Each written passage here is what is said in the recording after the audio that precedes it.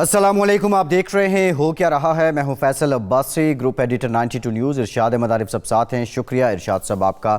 पाकिस्तान की सियासत में ज़िक्र हो रहा है खुर्शीद शाह फार्मूले का, और इसी तनाजुर में क़यास भी हो रहा है अयाज सादिक साहब जो लंदन यात्रा के लिए गए हैं, और कुछ लोगों का ये कहना है, ये बात चल रही है कि वहाँ पे जो प्लान है उससे मुतालिक नवाज़ शरीफ साहब को आगाह किया जाएगा। अब ये कितनी हकीकत है, इससे मुतालिक भी आज के प्रोग्राम में बात करेंगे। दूसरी जानिब वज़ीर-ए-आज़म पाकिस्तान पेशावर गए, गवर्नर हाउस में एक तकरीब हुई और उनकी आमद के मौके पे इलेक्शन कमीशन की जानिब से ख़त लिखा गया, क्योंकि बल्दियाती इंतखाबात का दौर रहा है। KPK के 17 अज़ला में वज़ीर-ए-आज़म की आमद को ज़ाब्ता अखलाक की खिलाफ वर्जी करार दिया गया है। एक मरतबा फिर से हुकूमत और इलेक्शन कमीशन में जो महाज़र आई है वो जन्म ले रही है। इससे मुतालिक भी बात करेंगे। सिंध में बल्दियाती जो तरमीमी बिल है उसको लेके अपोजिशन की सारी जमातें यकजा हैं, और बिलखुसूस कराची की सियासत को लेके बात हो रही है। पीपल्स पार्टी क्यों मान नहीं रही और अपोजिशन अपने मुतालबात मनवाने में नाकाम क्यों हो रही है, ये भी आज के प्रोग्राम में डिस्कस करेंगे। खुरम दस्तगीर साहब मुस्लिम लीग नून से सीनियर पार्लियामेंटेरियन हैं, हमें ज्वाइन कर चुके हैं। खुरम साहब, thank you very much for your time. आपसे गुफ्तगू करते हैं। इरशाद साहब, इन तमाम मामलात पे बात करेंगे, लेकिन एक वाक़या जो कल से रिपोर्ट हो रहा है और फैसलाबाद में मुबैना तौर पे या तो ये चोरी का वाक़या है, ये बदसलूकी का वाक़या है, या फिर ब्लैक मेलिंग भी हो सकती है। जो RPO फैसलाबाद हैं वो कहते हैं कि 3 इल्ज़ामात जो हैं वो ये साबित हो रहे हैं, जो मुल्ज़िमान हैं उन पे। एक अहम जो मामला है, जो चौथा इल्ज़ाम है, जो वहाँ मौजूद ख़ातीन ने ख़ुद को बरहना किया, खुद किया या दुकानदार के कहने पे किया, ये अभी हल तलब है, इस पे तहक़ीक़ जारी है। लेकिन ऐसे वाक़यात मुआशरे में बहुत ज़्यादा होते जा रहे हैं। बुनियादी तौर पे इसके मुहर्रिकात क्या होते हैं और मकासद क्या हैं इसके, और इसके असरात क्या हैं इरशाद साहब? देखें, इसमें कोई शक नहीं है कि पाकिस्तान में ख़वातीन गैर महफूज हैं। सिर्फ़ पाकिस्तान में नहीं है, हिंदुस्तान में भी ऐसा है। सब कॉन्टिनेंट का एक कल्चर है, उसमें ख़वातीन जो हैं निस्बतन गैर महफूज तस्वुर होती हैं। लेकिन ये जो वाक़या है ख़ास तौर पर, ये भी उसी तरह के वाक़यात में से एक है। जिस तरह पहले कई वाक़यात ऐसे हुए, पता चला कि जनाब ख़वातीन से बहुत ज़्यादती हो गई, बहुत जुल्म हो गया, और बाद में जब तहकीकात हुई तो बिल्कुल बरक्स वाक़या हुआ। इसमें भी जो फुटेजेस आई हैं सामने, जो वीडियोस गश्त कर रही हैं, वायरल हैं, उससे तो बिल्कुल जो कल रिपोर्ट हुआ और जिस तरह से हमारे इंसानी हकूक़ की तंजीमों ने भी वो मसला उठा लिया, हुकूमत भी फ़ौरन बयानात शुरू हो गए, इंतज़ामिया और पुलिस भी बड़ी मुतहरक हो गई, मीडिया पर भी ख़बरें चल गईं, उससे तो बिल्कुल बरक्स सूरत हाल नज़र आ रही है। ये पहलू कि ख़वातीन के साथ ज़्यादती नहीं होनी चाहिए, बिल्कुल नहीं होनी चाहिए, और एक मुसलमान मुआशरे में तो बिल्कुल नहीं, तसव्वुर भी नहीं किया जा सकता। लेकिन अगर सिर्फ़ इस बुनियाद पर कि जो कोई चोरी करने वाला है, ब्लैकमेल करने वाला है, कोई ज़्यादती करने वाला है, वो मर्द नहीं औरत है, तो हमदर्दी का एक वोट देकर सारी चीज़ जो है उसकी गलती को, उसकी ज़्यादती को फरामोश कर देना, मेरे ख़्याल है ये भी अक्लमंदी नहीं है। इससे होता ये है, जो सबसे बड़ा नुकसान हो रहा है कि हमारे माशरे का, हमारे मुल्क का, हमारी रियासत का चेहरा मस्ख़ हो रहा है, और बाद में पता चलता है कि जनाब वाक़या तो इस तरह हुआ ही नहीं था, बिल्कुल बरक्स बात थी। ये सही है कि ख़वातीन से ज़्यादती होती है, लेकिन ये भी तो दुरुस्त है कि औरत कार्ड भी इस मुल्क में इस्तेमाल होता है, और औरत के नाम पर इस्तेहसाल होता है मुआशरे का और मर्द का, और बल्कि रियासत का भी। तो मेरा ख़्याल है जब तक किसी वाक़े की मुकम्मल तफ्तीश ना हो जाए, सारे हक़ाइक़ सामने ना आएँ, हुकूमत को भी मोहतात रहना चाहिए, इंतज़ामिया को भी मोहतात रहना चाहिए, पुलिस को भी मोहतात रहना चाहिए, और मीडिया को भी मोहतात रहना चाहिए, ताकि एक गर्दो गुबार खाक उड़ जाती है, चेहरा मस्क हो जाता है, और बाद में पता चलता है वाक़या तो बिल्कुल ठीक है। इरशाद साहब, बिल्कुल आपने सही पॉइंट आउट किया। उजलत जो है वो एक मामले के बिगाड़ का बड़ा बाइस भी बनती है। खुरम साहब, सर लाहौर से शुरू करते हैं। आपसे 89,000 से सफ़र जो है वो 46-47 हज़ार पे पहुँचा आपका। अफसोसनाक पहलू ये था कि परवेज़ मलिक साहब की रहलत भी थी, हमदर्दी का वोट आपको मिलना था, और आपके बरक्स PTI तो थी नहीं, पीपल्स पार्टी 5,000 से 32,000 पे आ गई। आप नहीं समझते कि हुक्मरान जमात के साथ साथ आपकी जमात पे भी एहलियाने लाहौर जो हैं उनका एतमाद कम हो गया है? नहीं, अल्लाह ताला का बेहद करम है जी कि 2018 में مسلم لیگ نون نے اسی حلقے سے جو ووٹوں کی تعداد سے زیادہ میرا جو فوکس ہے وہ اس فیصد کے اوپر ہوگا.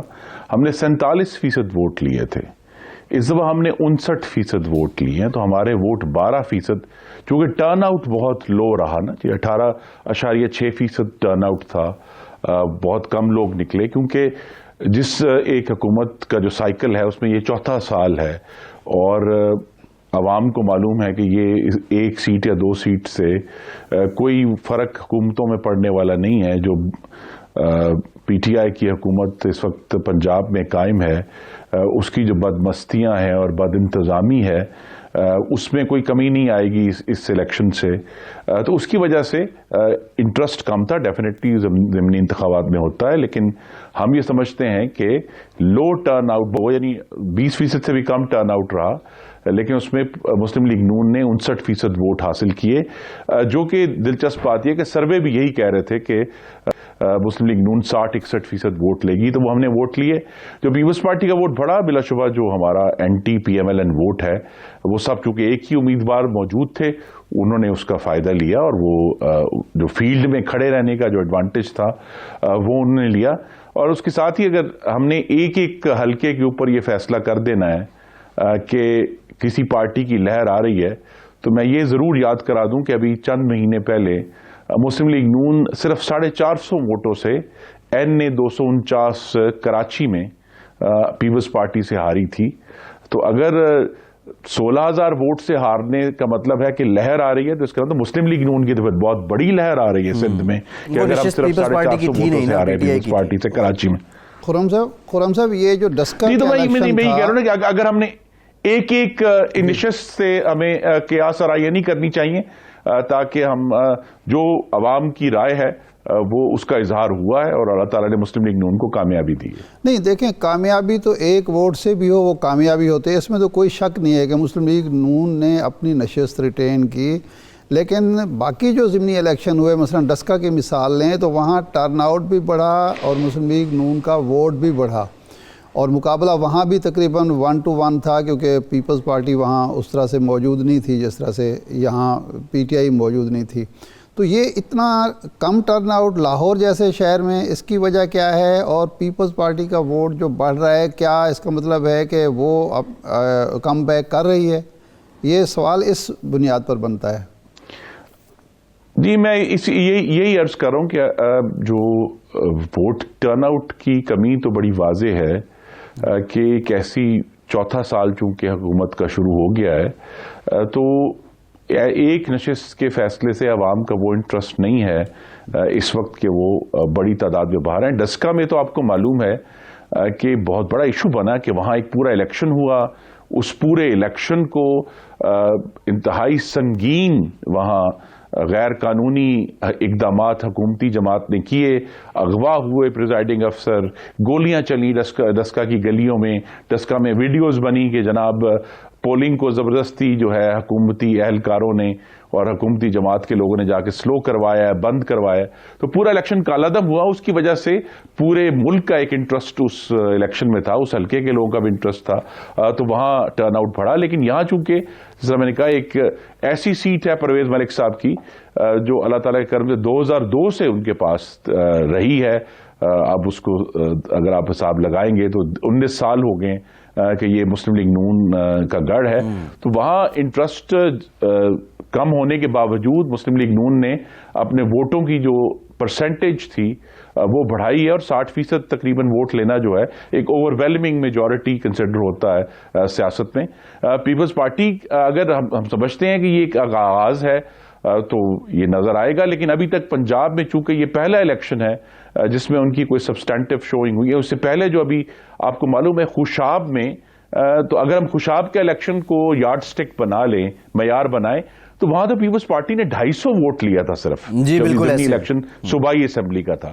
تو یہ جو ایشو تھا کہ 250 وہاں اگر 250 ووٹ ہے تو وہ لہر نہیں ہے, اور یہاں چونکہ 30,000 ووٹ ہے تو اچانک کوئی بہت بڑی لہر آ رہی ہے. میرے خیال میں جو آنے والے دنوں میں یہ بات واضح ہو جائے گی. پیپلز پارٹی ضرور, ہر پارٹی اپنی اپنی کوشش جاری رکھے ہوئے ہے, لیکن اللہ تعالیٰ کے کرم سے کم لاہور کی حد تک تو ہم سمجھتے ہیں اس حلقے میں جو NA 133 ہے کہ مسلم لیگ نون اور محمد نواز شریف پہلے بھی سرخرو تھے اور آنے والے الیکشنوں میں بھی سرخرو رہیں گے.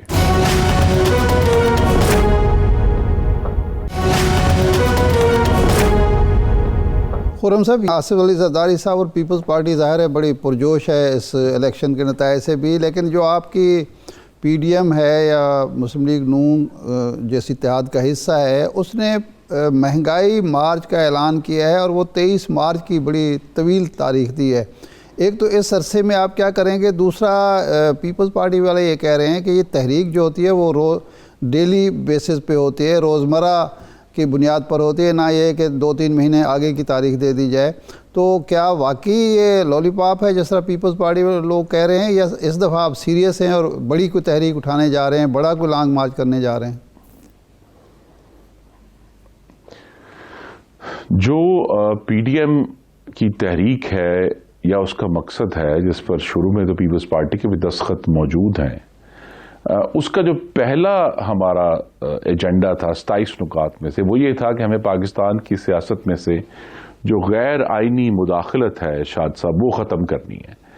وہ ایجنڈا اس پر ہم قائم ہیں، اور اس میں اب چونکہ اس حکومت کی جو بہت ہی مجرمانہ نااہلی اور بد انتظامی اور غریب دشمنی شامل ہو گئی ہے، تو اس میں ارجنسی ضرور ہے. اور ہم آنے والے دنوں میں آپ دیکھیں گے کہ جلسے بھی کریں گے، ہم کنونشن بھی کریں گے، ہم مسلم لیگ نون کے اپنے بھی کریں گے، PDM کے بھی کریں گے. لیکن یہاں یہ issue Peoples Party versus PMLN نہیں ہے. اصل میں تو PDM بمقابلہ یہ ہائیبرڈ نظام ہے جس کو ہم ختم کرنا چاہتے ہیں، اور اس کا ایک ہی طریقہ، اور مجھے یقین ہے کہ آنے والے دنوں میں جب وقت گزرے گا تو پاکستان پیپلز پارٹی بھی اسی ایجنڈا پر آئیں گے کہ اس کا بہترین حل جو ہے وہ یہی ہے کہ ایک مشترکہ جد و جہد سے ایک انتخاب کی طرف بڑھا جائے جو صاف، شفاف اور غیر آئینی مداخلت سے پاک ہو، کیونکہ تجربہ عمرانی مکمل بڑی انٹرسٹنگ بات ہے، یعنی بھیانک طور پر ناکام ہو چکا ہے. یہ بڑی انٹرسٹنگ بات ہے کہ پیپلز پارٹی آپ کے ایجنڈے پہ آئے گی، لیکن فی الوقت جو لگ رہا ہے آپ پیپلز پارٹی کے ایجنڈے پہ PDM آئی ہوئی ہے، اور وہ کہہ رہے تھے استعفے نہیں دینے، ابھی بھی آپ کہہ رہے ہیں استعفوں کا آپشن ابھی باقی ہے. پھر مارچ کی بات وہ آپ کے ساتھ تھے، اب آپ مارچ کرنے کو تیار ہیں، لیکن شاید اس وقت جو مومنٹم تھا آپ نہیں سمجھتے کہ اب ویسا مومنٹم نہیں ہے، اور وداؤٹ پیپلز پارٹی آپ وہ مومنٹم بنا سکتے ہیں؟ یہ ریہرسل میں، یہ اتنے جو 3 مہینے کے ریہرسل میں ہی تھک نہیں جائے گا کارکن آپ کا؟ جی نہیں، ہمیں ہمارا کارکن بڑے چھوٹے اجتماعات، پروٹیسٹ ہوتے رہیں گے، لیکن پاکستان پیپلز پارٹی کے ساتھ ہمارے پارلیمان میں آپ نے بھی دیکھا بہت اس وقت اچھے اور بہتر تعلقات مستحکم ہو چکے ہیں. آنے والے دنوں میں پارلیمان کا سیشن جو اگلے ہفتے سے شروع ہو رہا ہے اس میں بھی نظر آئے گا. لیکن میں اس لیے کہتا ہوں کہ پاکستان پیپلز پارٹی کو اس ایجنڈے پر آنا ہوگا، کیونکہ اس کا طریقہ کار جو بھی اختیار کیا جائے، مقصد یہی ہے کہ انتخاب ہو. پیپلز پارٹی استعفوں کے خلاف تھے، اور استعفے جسے انگریزی میں کہتے ہیں ریڈ ہیرنگ تھے. یہ ایک ایسی چیز تھی جو ہمیں گمراہ کرتی تھی. استعفے اٹ سیلف دینا مقصد نہیں ہے، مقصد اپنے عمل سے نئے انتخابات کو قریب لانا ہے. تو اگر جب بھی ہم سمجھیں گے کہ 1 سال پہلے بھی یہ حالات نہیں تھے، آج بھی وہ حالات نہیں ہیں کہ اگر ہم کل استعفے دے دیں تو فوری طور پر نئے انتخابات ہو جائیں گے، تو اس کے لیے جو ایفرٹ ہم نے کرنی ہے، اگر ایک کسی بھی سٹیج پہ یا لانگ مارچ کے دن ہمیں محسوس ہوا کہ استعفے دینے سے ہمارا جو مقصد ہے نئے انتخابات کا وہ حل ہوگا، تو مسلم لیگ نون کے تو تمام جو ممبران اسمبلی ہیں ان کے استعفے پہلے ہی شہباز شریف صاحب ہمارے جو صدر ہیں ان کے پاس موجود ہیں، وہ تو استعفے فائل کر دیں گے. ہماری طرف سے ان کو مکمل طور پر اتھارٹی دی جا چکی ہے.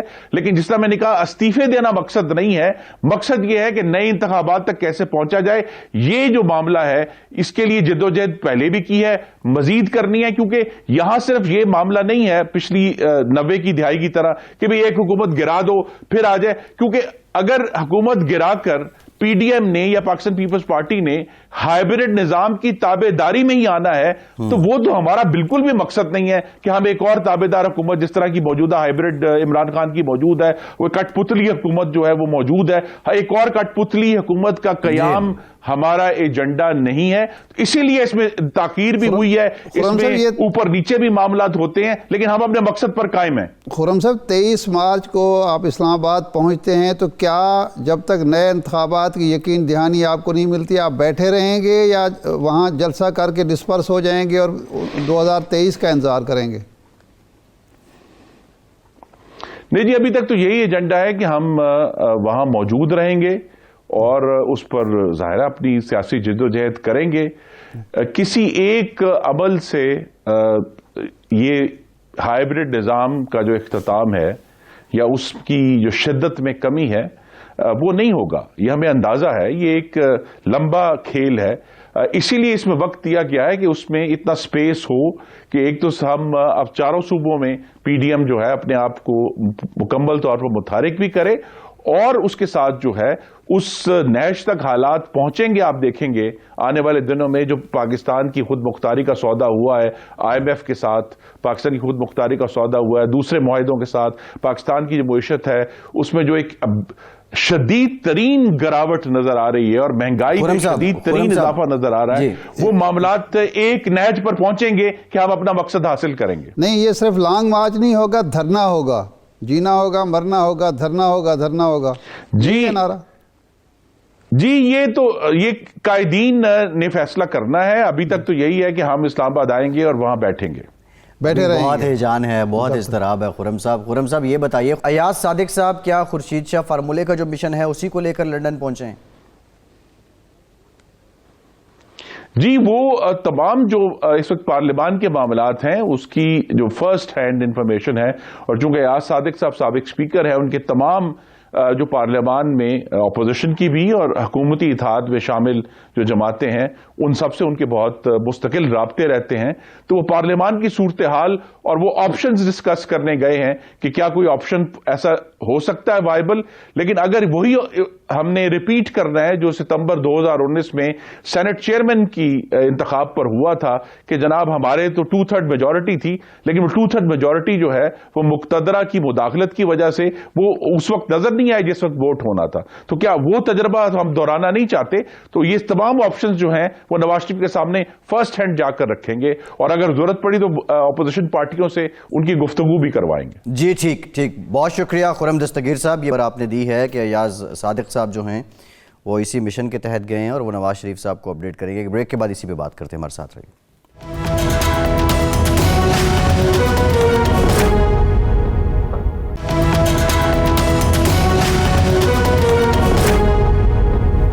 بریک کے بعد ایک بار پھر سے آپ کو خوش آمدید کہیں گے۔ ارشاد صاحب کچھ ذرائع تو اس بات کی نفی کر رہے تھے، تردید کر رہے تھے کہ ایسا کوئی فارمولہ نہیں ہے، لیکن دونوں سوالوں کے جواب میں خرم دستگیر صاحب نے تائید ہی کی ہے۔ Khurshid Shah formula under discussion ہے، ایاز صادق صاحب اسی مشن کے تحت گئے ہیں بقول خرم دستگیر صاحب۔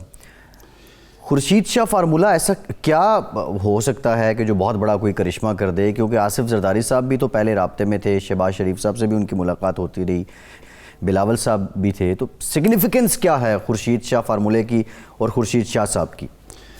دیکھیں، خورشید شاہ صاحب پرانے پارلیمنٹیرین ہیں اور ان پر مسلم لیگ نون میں بھی اعتماد کیا جاتا ہے، جتنا پیپلز پارٹی کے وہ محترم ہیں یا ان کے لیے قابل اعتماد ہیں، اسی طرح میاں نواز شریف صاحب کے۔ یہ عجیب صورتحال ہے کہ پیپلز پارٹی میں کوئی نہ کوئی ایک شخص ایسا ضرور ہوتا ہے جو نواز شریف صاحب کے لیے صرف قابل قبول نہیں ہوتا بلکہ زیادہ قابل اعتماد ہوتا ہے۔ ایک دور میں یہ اعتزاز احسن صاحب جو تھے وہ زرداری صاحب اور پیپلز پارٹی سے زیادہ نواز شریف کے قریب تھے وہ پیپلز پارٹی کے جی وکالت بھی کی انہوں نے نواز شریف صاحب کی۔ پھر یہ اعزاز رضا ربانی صاحب کو ملا۔ رضا ربانی صاحب جب چیئرمین سینٹ تھے تو وہ بہت زیادہ قریب سمجھے جاتے ہیں میاں نواز شریف صاحب کے، میاں نواز شریف صاحب ان پر اعتماد کرتے تھے۔ اب خورشید شاہ صاحب کی بھی پوزیشن یہی ہے، بلکہ کہا یہ جاتا ہے کہ پیپلز پارٹی سے زیادہ ان پر مسلم لیگ نون کو اعتماد ہے، کیونکہ وہ جہاں دیدہ ہیں، تجربہ کار ہیں اور وہ ٹپس دیتے ہیں. 2014 میں بھی بڑا کردار تھا انہوں نے خورشید شاہ صاحب کا حکومت وہ بچانے ٹپس دیتے ہیں نواز شریف صاحب کو, اور اس وقت انہوں نے جب ان کی بات مان لی اور پارلیمنٹ کا اجلاس بلا لیا تو وہ بچ گئے, حکومت ان کی بچ گئی. تو وہ میاں صاحب سمجھتے ہیں کہ یہ سمجھدار آدمی ہے, عقل مند آدمی ہے. تو اب بھی میرا خیال ہے ایسا لگ رہا ہے کہ شاید والی بات ہے, کیونکہ متضاد اطلاعات مل رہی ہیں. ایک طرف تو یہ کہا جا رہا ہے, خرم صاحب کہہ رہے ہیں کہ ایاز صادق صاحب یہی مشن لے کر گئے ہیں. ادھر سے ہمیں اطلاعات یہ بھی مل رہی ہیں کہ ایاز صادق صاحب ضرور گئے ہیں, ملنے کے لیے بھی گئے ہیں, لیکن کوئی بڑا ایجنڈا لے کر نہیں گئے. اچھا. اور وہ اکیلے گئے ہیں. اگر کوئی ایجنڈا ہوتا تو شاید ایک دو لوگ ان کے ساتھ بھی ہوتے ڈسکشن کے لیے, کیونکہ جو رابطے ہو رہے ہیں اپوزیشن سے یا اتحادیوں سے, اس میں اکیلے ایاز صادق صاحب نہیں ہیں, ان کے ساتھ سعد رفیق صاحب ہیں, کچھ اور لوگ بھی ہیں. تو ایاز صادق صاحب پارٹی میں وہ ہیں جن کو پارٹی کے اندر سینٹرسٹ کہنا چاہیے. اچھا. کچھ لوگ ہیں مثلا شاہد خاقان عباسی صاحب ہیں جو سمجھے جاتے ہیں کہ وہ مریم نواز صاحبہ کے قریب ہیں. ودن پارٹی ایک لائن ہے. دوسری طرف خواجہ آصف صاحب ہیں اور کچھ لوگ ہیں جو شہباز شریف صاحب کے قریب ہیں. لیکن ایاز صادق صاحب نے وہ پوزیشن اس طرح سے نہیں لی کہ ادھر ہوں یا ادھر ہوں. وہ پارٹی میں ہیں, نواز شریف صاحب کے قریب ہیں اور دونوں کے لیے قابل قبول ہیں. تو اس بنیاد پر یہ سمجھا جا رہا ہے یا سوچا جا رہا ہے کہ شاید وہ کسی ایجنڈے پر گفتگو کے لیے گئے ہیں, اور وہ خورشید شاہ فارمولہ بھی ہو سکتا ہے. لیکن دو چیزیں جو ہیں وہ مسئلہ بنی ہوئی ہیں. ایک تو یہ ہے کہ نواز شریف صاحب اور مریم نواز صاحبہ جو سٹانس لے چکی ہیں, اس کی روشنی میں وہ عدم اعتماد والی بات بنتی نہیں ہے. کیونکہ اگر عدم اعتماد کی بات ہو, مثال کے طور پر ہم فرض کر لیتے ہیں کہ زرداری صاحب کے بقول وہ 20-25 ووٹ لے لیتے ہیں اور کامیاب ہو جاتے ہیں. جی. یہاں جو مسئلہ ہے مسلم لیگ نون میں, وہ ناکامی سے نہیں ڈرتے, کامیابی سے ڈرتے ہیں. کہ اچھا, یہ ایک بڑی انٹرسٹنگ بحث ہے ارشاد صاحب. لیکن خورشید شاہ فارمولہ جو ہے, کیا اس میں صرف وفاق کی حد تک ہی معاملات شامل ہیں, یا پیپلز پارٹی کی جو پرانی پالیسی تھی وہ پنجاب کو ایمفسائز کر رہے تھے, پنجاب سر فہرست ہے؟ نہیں, پنجاب تو سر فہرست ہے.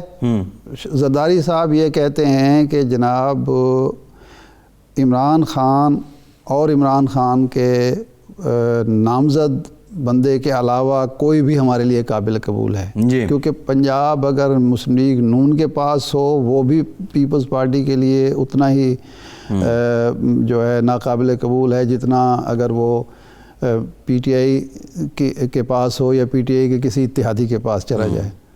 تو ان کے لیے تو اس میں کوئی ایسی, ابھی نون لیگ کے لیے پنجاب ٹیک اوور کرنا یہ تو ڈائریکٹ فائدہ پیپلز پارٹی کے ہے. اگر وہ سمجھتے ہیں کہ پنجاب مسلم لیگ نون کے پاس نہیں جا سکتا, لیکن پی ٹی آئی سے کھو لیتے ہیں ہم, کسی اور کے پاس چلا جاتا ہے, تو وہ ہمارے لیے مفید ہوگا بجائے اس کے کہ عمران خان کی گرفت میں ہو. عمران خان کی گرفت سے تو ایک دفعہ نکلیں. لیکن مسئلہ یہ ہے کہ میاں نواز شریف صاحب کہتے ہیں کہ اگر میں بھی اس سسٹم کا حصہ نہیں ہوں, مریم صاحبہ بھی حصہ نہیں ہے, تو پھر کسی اور کے لیے ہمیں کیا ضرورت ہے کوئی ایسا کام کرنے کی جس کے نتیجے میں پہلے سسٹم کا حصہ بننے کے لیے جو کوشش ہو رہی ہے اس فارمولے میں, کیا وہ بھی انڈر ڈسکشن ہے کہ پھر سے کوئی ڈسکوالیفیکیشن ختم ہو جائے مریم صاحبہ کی؟ نہیں, وہ تو دیکھیں نا, اس کے لیے کوشش ہو رہی ہوگی. جب تک وہ کوشش کامیاب نہیں ہوتی, میاں نواز شریف صاحب رسک لینے کے لیے حمزہ شہباز صاحب کو وزیر اعلیٰ بنانے کے لیے یا چودھری پرویز الہی کو وزیر اعلیٰ بنانے کے لیے تو وہ کوئی کمپرومائز نہیں کریں گے اپنے موقف پر.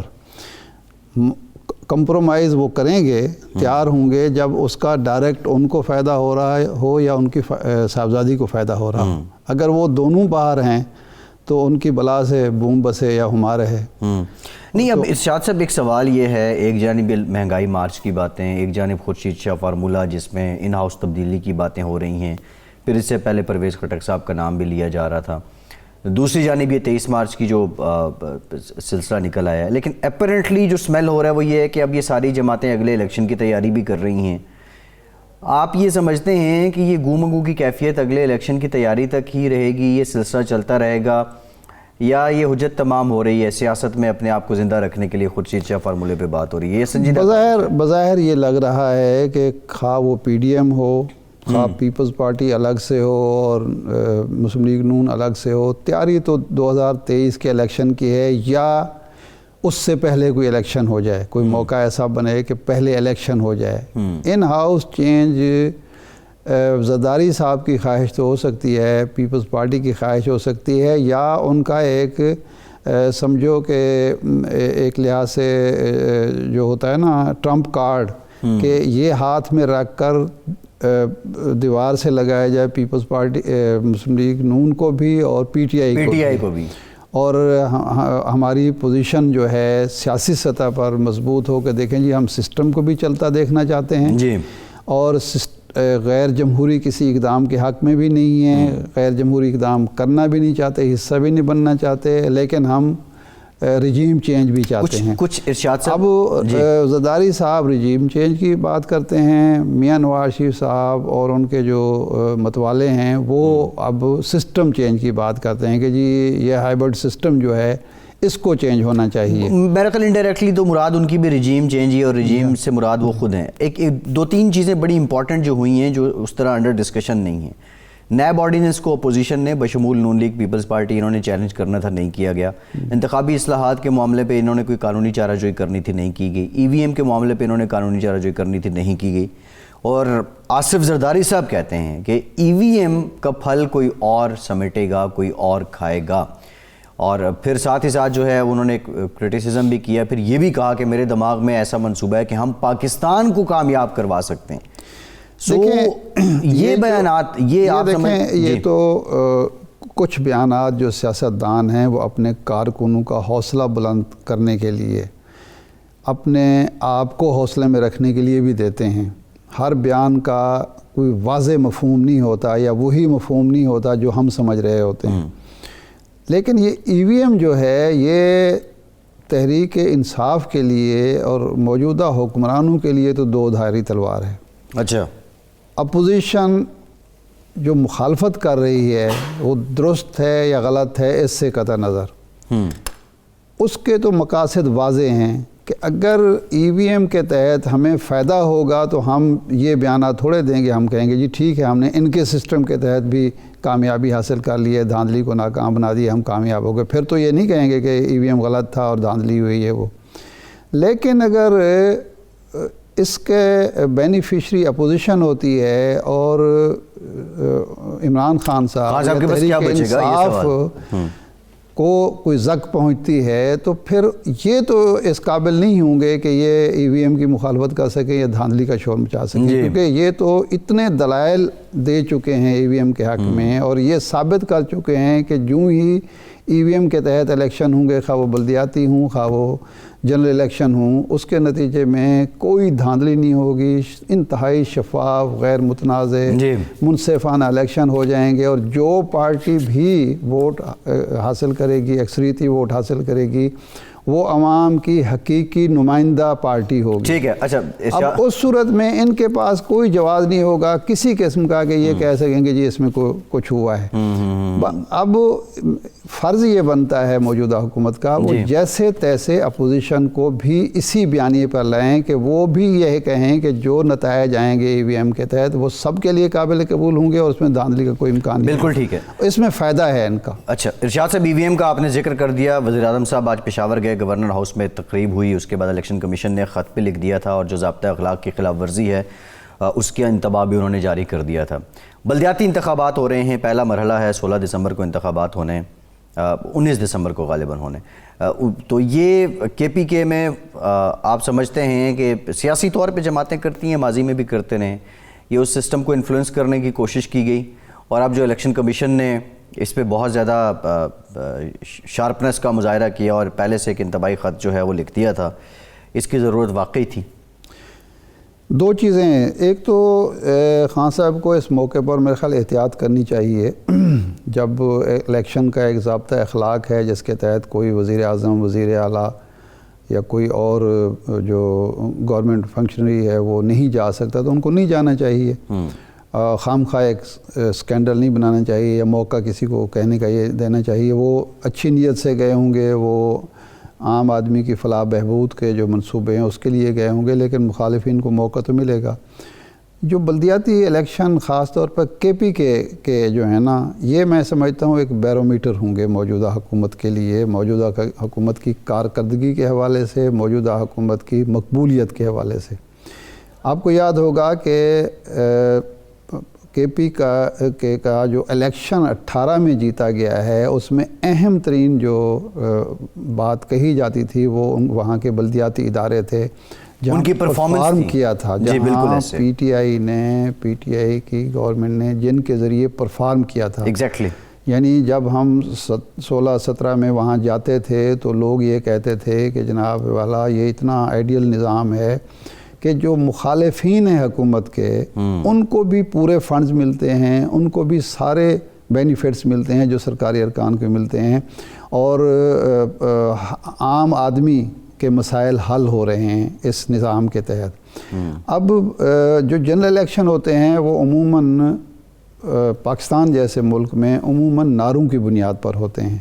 وہاں یہ ترقیاتی کام بہت زیادہ جو ہے وہ حکومت کو فائدہ نہیں پہنچاتے. جو حکومت گئی ہوتی ہے اس کی بجائے نعرے کام آتے ہیں. بریک لیتے ہیں, بریک کے بعد واپس آتے ہیں تو مزید اس پہ ہم بات کرتے ہیں.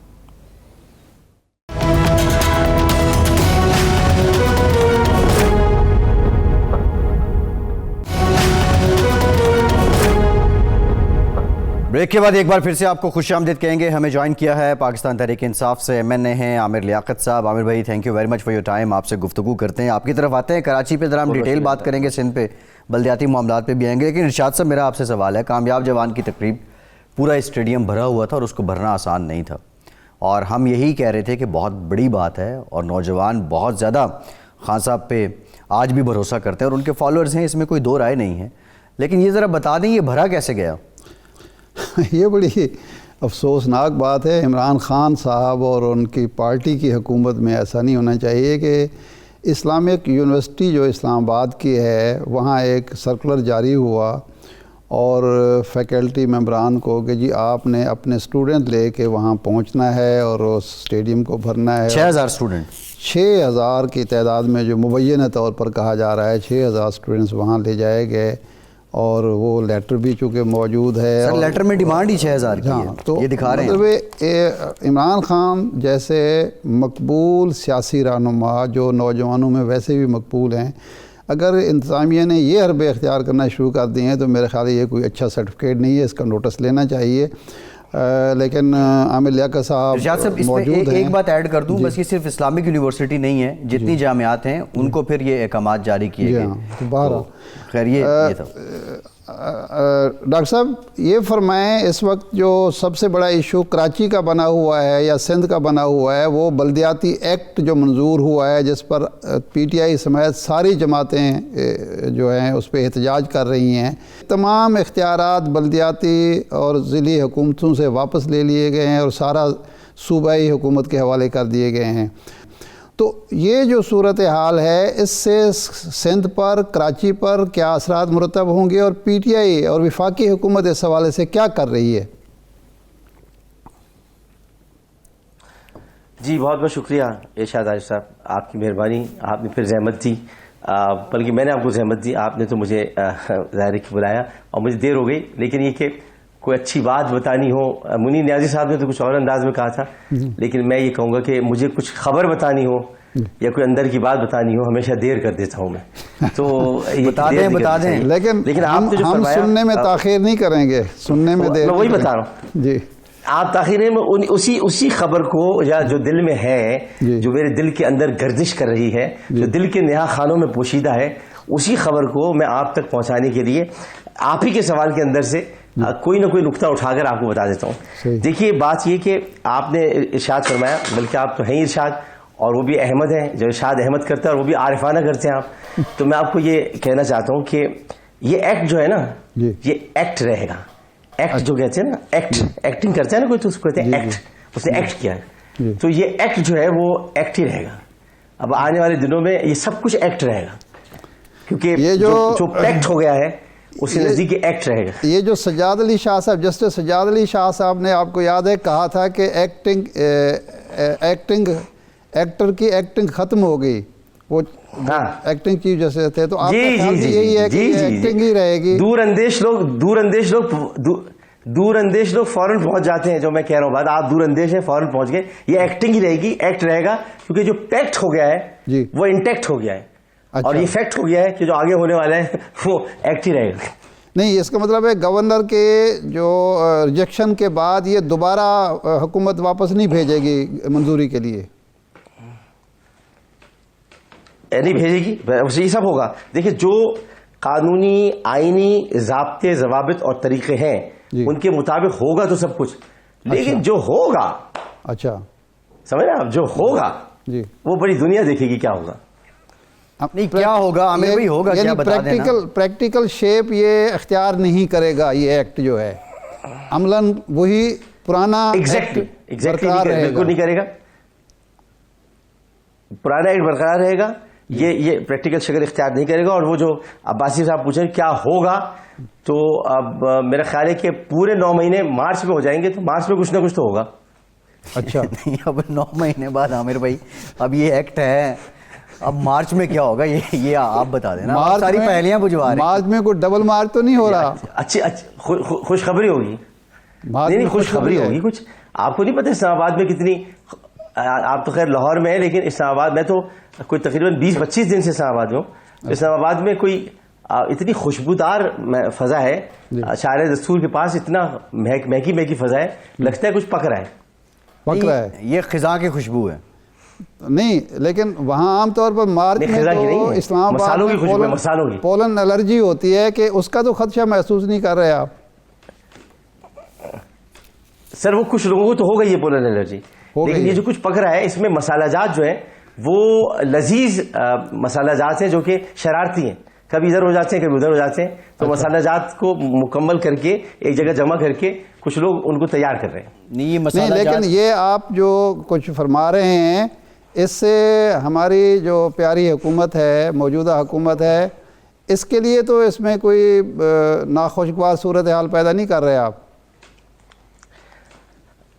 حکومت کو کبھی بھی خطرہ نہیں ہوتا. آپ نے کبھی سنا نہیں آخری وقت حکومت کہتی ہے ہمیں کوئی خطرہ نہیں، آخری وقت تک، یعنی اسٹریچر پر بھی ہوگی تو کہیے ہمیں کوئی خطرہ نہیں، ہم بالکل صحیح چل رہے ہیں. تو خطرہ کسی کو بھی نہیں ہے، خطرہ تو ہے ہی نہیں. بس یہ کہ 17 مارچ خطرہ ہے.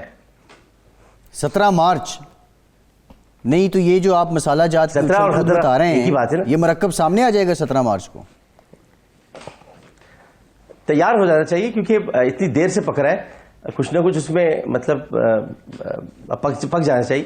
لیکن خان صاحب کو کوئی پریشانی کی بات نہیں ہے. خان صاحب ہے، کچھ پریشانی کی بات نہیں ہے.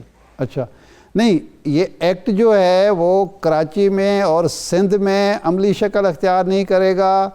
کوکنگ اسلام آباد میں ہو رہی ہے. 17 مارچ کو کچھ نہ کچھ وہ لذیذ پکوان تیار ہو جائے گا.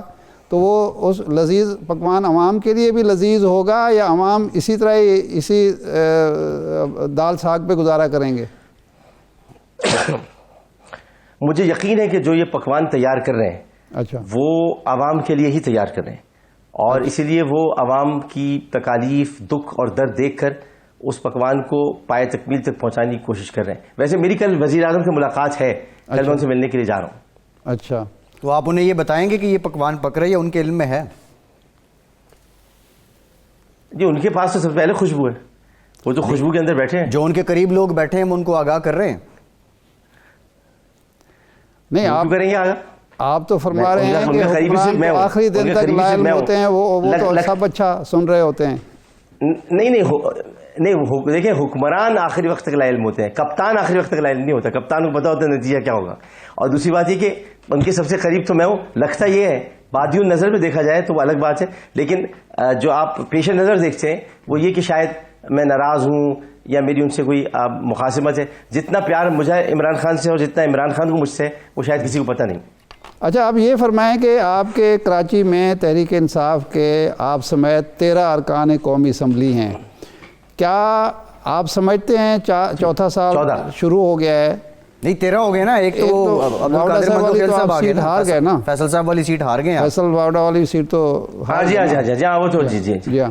تو اب یہ جو الیکشن آ رہے ہیں اگلے سال ہوں یا اس سے اگلے سال 23 میں تو لازماً ہونے ہیں, آپ کی پرفارمنس جو ہے آپ کے ارکان اسمبلی کی, آپ کی وفاقی حکومت کی, وہ اس قابل ہے کہ آپ بڑے سینہ تان کر عوام کے سامنے اپنے ووٹروں کے سامنے جا سکیں؟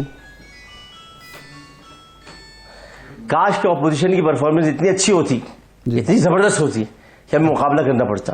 ہماری جیسی بھی پرفارمنس ہے, اپوزیشن اتنی نالائق ہے کہ ہم پھر بھی جیت جائیں گے.